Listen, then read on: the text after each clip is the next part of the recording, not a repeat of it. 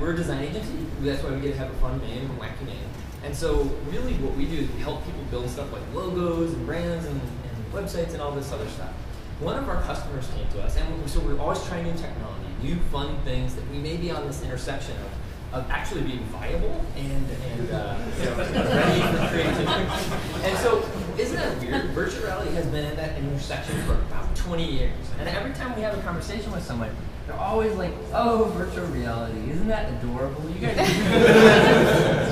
and everybody's stuck in this like cool little like part where they're kind of envisioning it from the 1990s. It's giant mic. It's like this creepy old school VR where you're gonna get a headache and you're gonna wear these giant goggles and look crazy and people will laugh at you. And so the fun part is what I kind of get to feel like is I get to be the Johnny Appleseed of a technology that no one knows exists. And so this really awesome. So I guess I should ask, who knew that mobile was going to take over the world? Right? It was one of those weird. Maybe you did, but right. So few people did. And what was happening with that awesome, wonderful revolution that everyone now has in their pocket was the reality that, wow, this thing, it has an awesome screen. Wow, this thing has gyroscopes in it. It connects to the internet. Wow, this thing looks beautiful.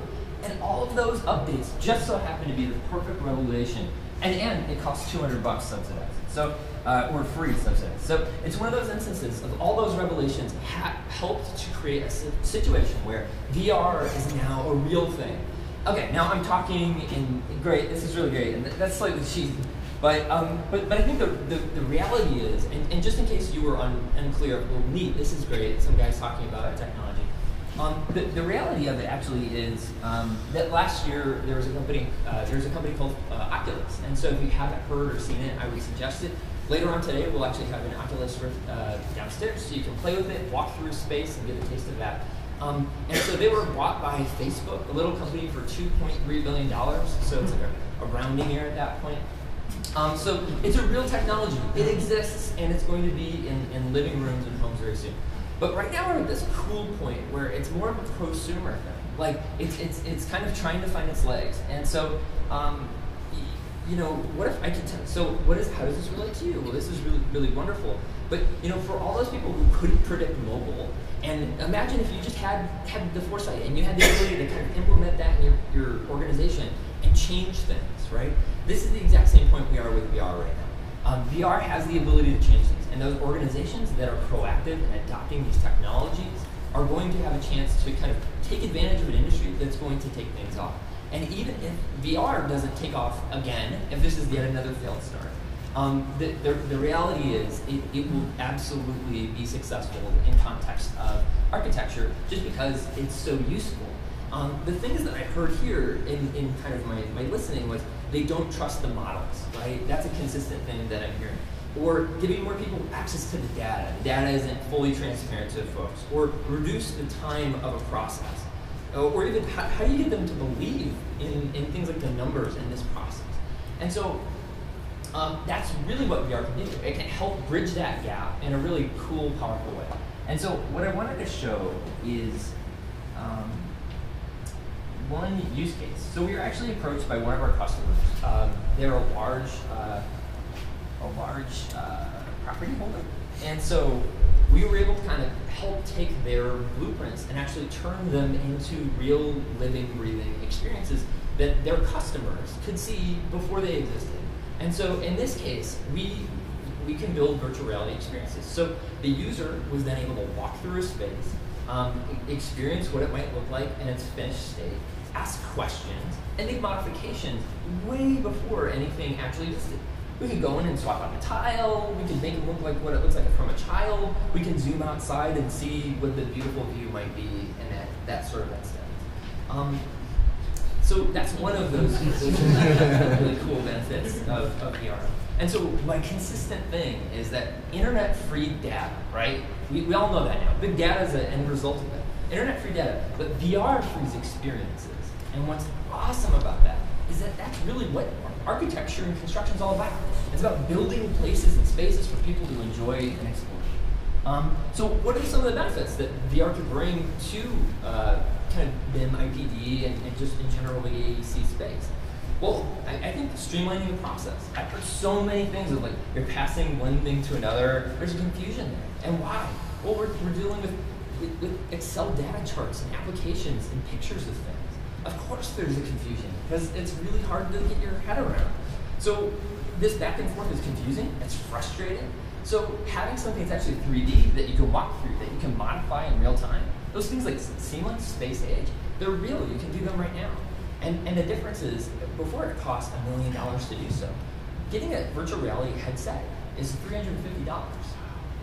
It's insane. So if you could spend $2,000 to get a computer, throw an intern on it for a few weeks, and what you can walk away with is the ability to take concepts, put them in context, and have someone walk through that in real time. For architects, this is a revolution. You know, I think that's pretty obvious. It's a revolution for the creative process. I can see the sight lines. I can kind of walk through the building. I can make modifications in real time. It's beautiful and wonderful. But for client review, I think it's even more. And the thing that I can't possibly like properly explain in this instance is, and so this is actually a picture of someone here at BuiltWorlds showcasing VR. And so the thing I can't properly explain is when you look at a 2D screen, it's like, okay, great, we already have 2D things. We have 3D fly-throughs, we have things that clients are already okay with. But when you're there, when you're in VR, it feels like you're really in a space. And that's the transformative property. So it's breathtaking. When VR is done well, it's breathtaking to explore a space and make sure that everything's perfect before it exists. So it's perfect for streamlining process. It's great for creativity on that process, and it's even helpful for client review. But what about other things? Well, prototyping and validating systems is a really beneficial one. So technical needs, you can get a real-world sense of surroundings. So what if I need a certain area? Well, I can actually put the technician in that space, walk around that space, and see what it's like beforehand. Additionally, a lot of this is about data. What I've learned is like the data is trapped in all of these different systems. And with this, with virtual reality, you have the ability to free that data. And so in the context of our fun little app here that we created, there was two different modes. There was one where it was user, so they could actually walk through it themselves, kind of like with an Xbox controller. And there was another where they could fly through that space and interact with different modules of data to learn a little bit more about that. And so in real time, the actual customer could kind of go in and go, okay, I'm learning things. And it's a different, more fun way to do that. And one of the other cool parts about it is that we can even provide insight into data in a way that we never would have had before. And so Excel, I don't know, I'm a visual guy. So Excel charts are really fun, and like, you know, PowerPoint things are really great. But like, what if I could look out this room and see the amount of metal we are going to be putting, you know, into a project, and know that like if we did this minor change, that pile is just a little bit low, right? All of a sudden, it becomes less of like a number on a spreadsheet and more of a real understanding of what the value and benefit of this is. And I think the final thing that I think is just so amazing about VR is that you can view the impossible. And so, you know, I can view this house from the point of view of a child, or I can zoom out and look at it above and view it in the skyline and know that there's a couple pieces, a couple projects coming down the line, and add those buildings to the scene so I can see what it will look like when it's fully finished. And the one final piece is just simply about how this technology is coming out.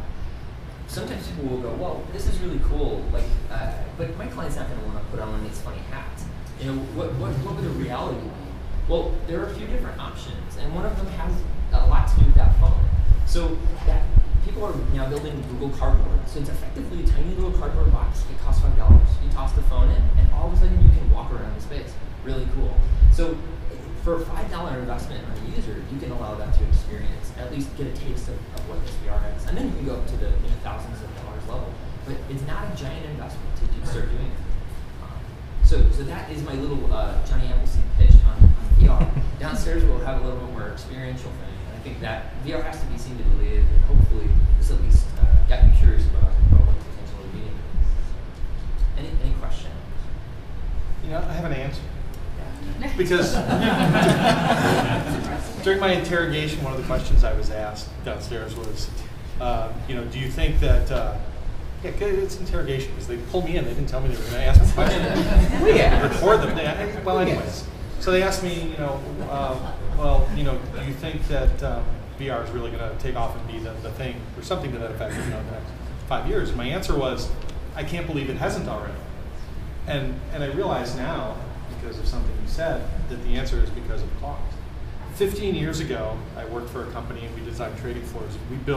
We partnered with the University of Illinois Visualization Lab in Chicago. We rented a grad student for a semester, and we rented out their cave environment for $15,000 a day. And we probably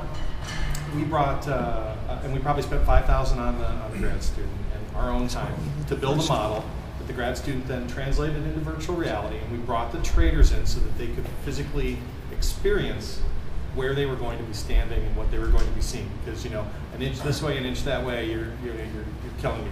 My kids aren't going to college. Now they are. IPD, whatever. So, and I thought that in itself would be transformative enough and compelling enough for people to do it no matter what the cost. And the alternative to that was spending $2 million on a partial full-size mock-up of a trading floor. And it's really only just, okay, well, we can look from, in this case, bonds to, you know, bond options or whatever. And, you know, there's no place to build it. You'll rent space. We built part of one, and, you know, it's just crazy. But going back to the IPD thing, it's like, you know, we weren't thinking about what's good for the project. We're thinking about, we have to spend how much on computers and stuff to do this? I mean, that's just nuts. But not being able to see the forest for the trees, it's like, well, or we can do this, and it's a partial solution and a really poor one. So it's cost, you're right, it's like $200 now, and suddenly, and I just didn't realize that cost would be the determining factor. I thought it was compelling on its own merits, so that's my answer. I love it. We'll have to take you back down for interrogation. Yeah. Sorry, I didn't think it through. Any questions for Josh? I just have a comment. Josh, I thought, you know, before you talked today, I thought, you know, we were really cool on this IPD project. We have BIM when, you know, our superintendent went out to the site and we had an unusual structural connection that we were all kind of struggling with. So we had his iPad with the model on it, and he kind of held it up and looked at the model and looked at the connection and tried to solve the problem. I thought that was really cool, but what you're talking about is, I mean, that just takes it another step forward. And what we're seeing too is there's this weird thing that's happening, is that augmented reality and virtual reality, they kind of used to be at end for some reason. I don't know. It was like it was like the Jets and the Sharks, and they were like fighting. And so, but what's happened is they merged, and they're slowly merging together. And so that's going to continue to be the test. Like, hopefully people won't look at you so crazily when you hold that up and press save, and now you push it to your VR device, and now you can walk around in that space in your home. That's great. We're